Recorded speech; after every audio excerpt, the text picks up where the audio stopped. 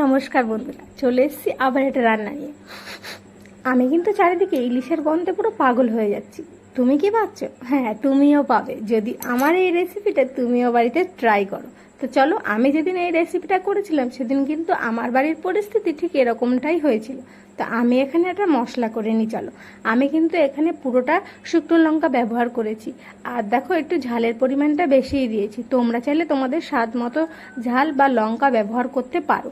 তো চলো দেখো, এখানে আমি দিয়ে দিয়েছি শুকনো লঙ্কা, দিয়ে দিয়েছি সর্ষে, দিয়ে দিয়েছি পোস্ত, আর দিয়েছি জিরে। তো চলো এটাকে মিক্স করে নিই। ততক্ষণে চলো এপাশে আমার মহারানীকে একটু মেকআপ করাই। তো চলো, ইলিশ মাছগুলোর ওপর আমি কিন্তু এখানে দিয়ে দিলাম হলুদ গুঁড়ো এবং পরিমাণ মতো লবণ।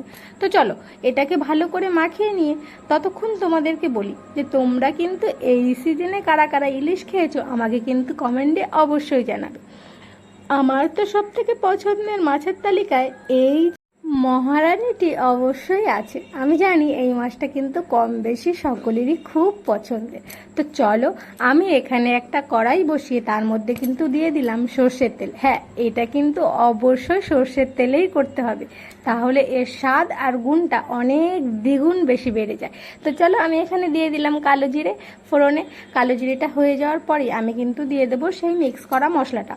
তো চলো, মশলাটা দেওয়ার পরে আমি এটা কিন্তু ভালো করে কষিয়ে নেব। তার মধ্যে শুধু দেব আমি হলুদ আর লবণ।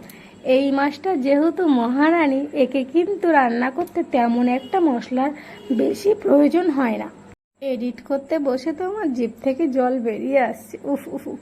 যাই হোক, লোভ সামলে রান্নাটা করে নেওয়া যাক। তো আমি এখানে হলুদ আর লবণ দিয়ে দিয়েছি, দিয়ে কিন্তু ভালো করে বেশ কষিয়ে নিলাম। এটা কিন্তু কষানো হয়ে গেলে তার মধ্যে কিন্তু আমি দিয়ে দেব ওই হলুদ আর লবণ মেখে রাখা মাছটা। চলো, এক এক করে মাছ দিয়ে কিন্তু এটাকে হালকা ফ্লেমে রান্না করতে হবে। এই মাছটা একেবারেই নরম প্রকৃতির হয়ে থাকে আর সেদ্ধ হতেও কিন্তু বেশিক্ষণ সময় লাগে না।